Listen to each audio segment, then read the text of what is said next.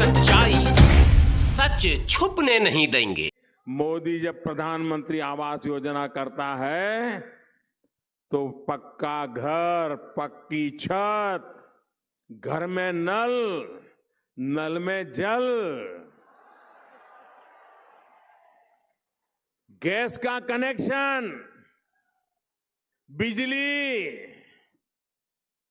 LED bulb, शौचालय, ऐसा पक्का पूरा घर, ये मेरा सपना है।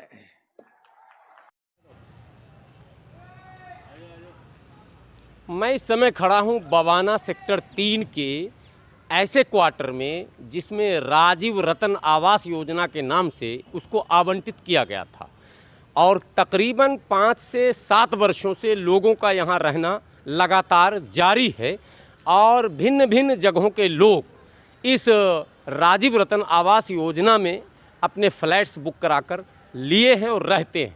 लेकिन जब आप दृश्य देखेंगे आप देखेंगे कि इस के जो डिज़ाइन किए गए हैं वो डिज़ाइन तो लगता है कि वाकई किसी इंजीनियर से कराए गए हैं, लेकिन लोग ये कहते हैं कि अब तक अप टू नाउ यहाँ पर वाटर सप्लाई जो है वो बिल्कुल नहीं है, पीने के पानी का कोई भी साधन नहीं है और जल बोर्ड के द्वारा ना तो टैंकर की आपूर्ति होती है और ना जल बोर्ड के द्वारा जो सीधा सप्लाई का व्यवस्था होता है, टैंकी बड़ी होती है, वो कुछ भी यहाँ पर नहीं है। हाँ, सामने आप देखेंगे, पहले एक नज़र इधर कैमरामैन से मैं कहूँगा, ये एक मॉल है जो जिस मॉल के बैक साइड में तो कुछ नहीं दिख रहा, सारे शटर गिरे हैं, लेकिन फ्रंट साइड में मार्केट भी है और एक बड़ी चीज़ मैं कह दूँ तो यहाँ पर ठेका भी है।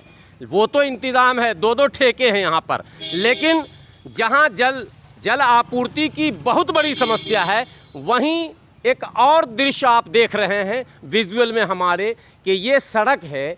आप ये बताएं, ज़रा सा इधर आओ। वो अभी दरवाज़ा बंद कर ली बच्ची। आप देखते कि इसी सड़क को आप देख रहे होंगे, अंदाज़ा लगा रहे होंगे क्या परिस्थितियां हैं, क्या हालात हैं। इस सड़क पर चलने को लोग मजबूर हैं और ये झुग्गी नहीं है और ये वो कॉलोनी भी नहीं है जिसको कोई डीलर आकर जैसे मन आया हो वैसे काट दिया हो। ये सरकार के द्वारा सुनियोजित प्लान बनाकर बसाया गया एक कॉलोनी है और इसमें वो सारी सुविधाएं देने की बात की गई थी, जल आपूर्ति, जल निकासी, बिजली और पानी, सब कुछ। लेकिन बिजली की बात जहां तक करें तो एनडीपीएल यहां सप्लाई देती है और तारों की स्थिति आपको मैंने विजुअल में दिखाया, सारे बड़े बड़े केबल जैसे तैसे पड़े और लटके हैं। कुल मिलाकर ये कहा जा सकता है कि इस जगह के रहने वालों के साथ अभी भी तमाम नारे अपनी जगह और ये इलाका अपनी जगह। जहां केंद्र सरकार के द्वारा लगातार बड़ी बातें की जाती हैं, वहीं राज्य सरकार के द्वारा भी बातें हो रही हैं, लेकिन सुविधाओं के नाम पर कुछ भी यहाँ पर मौजूद नहीं है। लोग राम भरोसे यहाँ रहने को मजबूर हैं। कब से हैं चाचा यहाँ आप? 6 साल से। 6 साल से। और क्या सुविधा यहाँ जो आप लोगों को अलॉटमेंट के बाद जब रह रहे हैं 6 साल से, तो क्या क्या सुविधाएं हैं और क्या नहीं? सुविधाओं के नाम पर क्या है, बाकी कुछ भी नहीं है। तो जो चीज़ों की आवश्यकता जैसे पानी है, फिर जल निकासी है, तो इन सब चीज़ों के लिए आप लोग कैसे मैनेज करते हैं? ऐसा है कि जब भी कोई कंप्लेंट होती है हमारी, हम DSI DC के ऑफिस में जाते हैं। यहाँ पर जूनियर इंजीनियर बैठते हैं वहाँ, लेकिन कोई सुनवाई का बात नहीं है। वो लोग ये कहते हैं, ये समझते हैं कि यहाँ पर जो लोग रहते हैं वो बेसिकली अनपढ़ हैं, जाहिल लोग के हैं, जाहिल टाइप के लोग हैं, इसलिए कोई उनसे कोई फ़र्क नहीं पड़ता, जैसे वो रह रहे हैं रहने दें। अभी पानी की क्या सिचुएशन है? पानी जो पीने के का पानी है, पानी के बारे में कॉरपोरेशन का पानी यहाँ नहीं आता शुरू से ही। सप्लाई का पानी का नहीं है मामला? बिल्कुल नहीं है। उसके लिए इतने बड़े कैंपस में कहीं पर टंकी वगैरह नहीं लगाया गया? नहीं, टैंक वगैरह DSI DC ने कंस्ट्रक्शन के बाद लगाई थी, लेकिन वो सब उसकी कोई मेंटेनेंस नहीं है, उसका कोई हिसाब नहीं है। कई टूट गई हैं, मतलब लेकिन आउट ऑफ यूज़ हो गया। आउट ऑफ यूज़ कह सकते हैं। तो नाली वगैरह जो जल निकासी का है, ये अभी उसमें- ये अभी 3 महीने पहले सब साफ करवाई थी DSIADC ने किसी कॉन्ट्रैक्टर को इसको देके। देख रेख की जिम्मेदारी DI उसको है, डीसी को, हाँ DI इंडस्ट्रियल डेवलपमेंट कॉर्पोरेशन को हाँ। दिया गया है। दिल्ली इंडस्ट्रियल डेवलपमेंट कॉर्पोरेशन जो इन्होंने ये बनवाया है, एरिया में कैंपस बनवाया है, उन्हीं की सारी जिम्मेवारी थी। लेकिन उन्होंने इसी बेस पर छोड़ रखा है कि मतलब जिस टाइम ये बनी थी उस टाइम में ही मतलब प्रॉब्लम गवर्नमेंट ने ये करी थी कि इसकी मेंटेनेंस के लिए उन्होंने अपने किसी कंपनी को वो दिया था कॉन्ट्रैक्ट। वो कंपनी स्कैम में ही सारे फंसे रहे, DSIADC को छोड़ के। ये मसला स्कैम का है। बिल्कुल, एक ने दूसरे को दिया, दूसरे ने तीसरे को राइट दे दिए, चौथे ने पांचवें को राइट दे दिए। वो कोई भी आदमी आगे आकर ये नहीं कहता कि हाँ इसकी जिम्मेदारी मेरी है। ये सब मैंने इंटरनेट पे खोजा है, सबको पढ़ा है। मैक्सिमम पार्क वगैरह जो दिख रहा है, ये डेवलप कौन कर रहा है? ये पार्क हम लोग ही डेवलप कर रहे हैं, हम ही लोग डेवलप कर रहे हैं, खुद अपने पैसे से कर रहे हैं। क्या यहाँ आप लोग RWA भी रजिस्ट्रेशन कराएं? अलग कोई से? RWA नहीं है, क्योंकि बेसिकली सब लोग तो लेबर क्लास रहती है यहाँ मैक्सिमम। खाली एक ब्लॉक जो है वो थोड़ा RWA है लास्ट में जाकर साफ- 14 नंबर ब्लॉक में। साफ रहता है। यानी अभी यहाँ पर RWA आप लोग का समन्वय नहीं हो पाया, सोशल समन्वय हो नहीं सकता, समन्वय हो नहीं सकता, क्योंकि जहाँ पर एक इलिटरेसी ज़्यादा हो, आप क्या एक्सपेक्ट करते हैं कि वहाँ समन्वय होगा? हम अगर कहते हैं कि सफाई रखो, लोग यहाँ पूड़िया खाया फेंक दिया, तंबाकू खाया उधर फेंक दिया। अपने घर में कोई आदमी बास्केट या थैली नहीं रखते, कम लोग रखते हैं। और क्या ये कहा जा सकता है कि मोदी जी की स्वच्छता अभियान जो मोदी जी का, वो यहाँ आके दम तोड़ रहा है? बिल्कुल तोड़ रहा, यहाँ है ही नहीं। आप गलियों में घूमिए, वहाँ पर इतनी गंदगी मिलेगी आपको जिसका कोई हिसाब नहीं है। लोग मजबूरी से रह रहे हैं। स्वच्छता सर्वेक्षण के नाम पर करोड़ों रुपए खर्च किए जा रहे हैं और प्रोग्राम्स किए जा रहे हैं, तो क्या उन लोगों की नज़र इस तरह के कॉलोनियों पर नहीं पड़ती है? बिल्कुल नहीं है, बिल्कुल नहीं है। ये कॉलोनी को उन्होंने इग्नोर कर रखा है, जैसे डस्टबिन में किसी पेपर को डाल डालता है। ये यहाँ सप्लाई किसका, BSES का है या NDPL का। NDPL का? ये आप वायर देखिए कैसे मैं वही नीचे देख आ रहा रही हूँ, है। इसीलिए तो मैंने सवाल इसका किया। फोटोग्राफ भी ले लीजिए। ये इस तरह की कॉलोनियों में कभी कहीं ऐसा नहीं देखा गया, तो क्या लगता है आपको कि NDPL भी इसको राम भरोसे छोड़ के जाती है? बिल्कुल, NDPL का यहाँ मेंटेनेंस ऑफिस है बगल में, वो कभी भी यहाँ नहीं आते और दे आर लीस्ट बॉदर्ड। वो ये सोचते हैं कि जैसे जो लोग रह रहे हैं रहने दें, कोई दिक्कत नहीं है उसमें। कभी मन में आप लोग कहने आया है कि कुछ यूनियन बनाया जाए, RWA ना सही लेकिन कुछ तो होना चाहिए? देखिए, RWA बनाने की कोई वो नहीं है, हम लोग कह सकते हैं, बात कर सकते हैं, लेकिन यहाँ कुछ कोई भी ऐसा नहीं है जो पास में आकर कहे हाँ हम लोग तैयार हैं, तो इसलिए हमने भी छोड़ दिया। तो जो कंप्लेंट वगैरह होता होगा वो इंडिविजुअल होता होगा? हाँ, इंडिविजुअल मैं अपने लेवल पे कंप्लेंट करता हूँ। इलेक्ट्रिसिटी चली जाती है, कभी रात में चली गई, कभी दिन में चली गई, अनकंफर्टेबल होता है, फिर मैं खुद ही कॉल करके या खुद ही उनके साइट पे जाके उनको वो करता हूँ। तो यहाँ तो परंपरा है जॉइंट कंप्लेंट को लोग इग्नोर करते हैं, तो इंडिविजुअल को तो करेंगे ही करेंगे। नहीं, ऐसी बात नहीं है।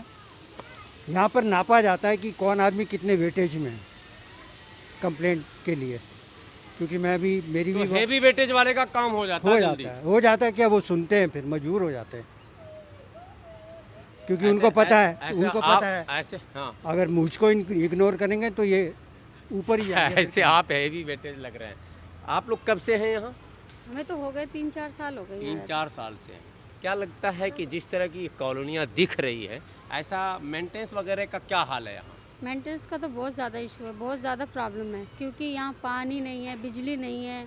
देख रहे हो आप कितनी गंदगी है, बच्चे बाहर खेल नहीं सकते, उठ नहीं बैठ सकते, मच्छर काटते, बहुत ज़्यादा प्रॉब्लम। पानी, सबसे ज़्यादा पानी और गंदगी और लाइट, ये तीन सप्लाई का चीज़ मतलब पानी नहीं है यहाँ? बिल्कुल बिल्कुल नहीं है। तो सप्लाई कैसे के जल नाम पे आपूर्ति कैसे होती? पीने का पानी कहाँ से आ रहा है? जैसे 10 घरों में किसी एक ने वो लगा रहा, वो क्या कहते हैं उसको, आर ओ नहीं, वो समरसीबल, फिर वो 500 रुपये महीना करके सब घर से लेते हैं और फिर ऐसे भरपूर भरपाई करते हैं, बिल आता है उनका ज़्यादा। जी जी जी जी जी पानी में जैसे मैडम ने कहा सबमर्सिबल पंप्स लगे हुए हैं, वो 500 रुपये महीना हर एक घर से ले लेते हैं। कुछ लोग हैं जिन्होंने ये बिजनेस बना रखा। दूसरा, सबमर्सिबल सर लीगल है? लीगल नहीं है, सुप्रीम कोर्ट से इलीगल है, लेकिन चलता है। क्यों? जब लोग अपनी जिसको कहे जाते हैं अपनी अलग हटके, कानून से हटके काम करते हैं ना, तो उसमें पुलिस भी इन्वॉल्व रहती है, सब इन्वॉल्व रहते हैं, सबका हिसाब चलता होगा। अच्छा एक चीज़ बताइए, इस कॉलोनी को देख के जितनी खूबसूरत ढंग से इसको सजाया गया, बसाया गया, लगता नहीं कि बस बना के छोड़ दिया गया है? यही तो मैंने शुरू में आपसे कहा कि राम भरोसे छोड़ दिया, जो रह रहे हैं रह रहे हैं, अब जिसको परेशानी है उसको हो रही है। दूसरी चीज़ है पानी की, जो नहाने वगैरह सब कपड़े धोने की सबमर्सिबल से हो गई। जो लोग वो पानी नहीं पी सकते, क्योंकि मैक्सिमम पानी जो है वो ग्राउंड वाटर का ठीक नहीं है। फिर वो एक मतलब यहाँ पानी सप्लाई, आरओ का पानी सप्लाई करते हैं। अच्छा, जल बोर्ड का टैंकर नहीं आता? जल बोर्ड का टैंकर जो है, और जो है वो इंडस्ट्रियल एरिया में तक सीमित है। वहाँ लाइन है जल बोर्ड की, लेकिन वो क्रॉस नहीं होने देते। जो यहाँ पर जो लोग मिलकर ये आरओ का पानी का काम करते हैं, उन्होंने ही वो ही जल बोर्ड को स्कैम पर स्कैम, स्कैम पर बस स्कैम, बस मैंने जल माफिया शब्द भी कहा जा सकता है। सब आप जो लगाना चाहें लगा सकते हैं, वो तो कोई दिक्कत नहीं है उसमें। अच्छा मैम एक चीज़ बताओ, कभी आप लोगों ने कोई कंप्लेंट वगैरह कहीं की? बहुत बार करे हमने, गवाना में जाकर चौकी में भी दिया कि पानी नहीं आ रहा, लाइट नहीं आ रहा, कुछ सुविधा कुछ नहीं, कोई नहीं, उसको फाड़ के फेंक दिया जाता है, मेरे ख्याल से डस्टबिन में डाल दिया जाता है, कुछ इश्यू नहीं है। बच्चों को देखो कहाँ से भर के ला रहे पानी, एक बार देखो, ये दिखाइए, उधर तो में उठा के रुक, ये बहुत दूर से लेकर आते हैं, औरतें भी लाती बाबा हैं, इसको सस्ती पूछ लेंगे ना कहाँ से लेके आ रहा।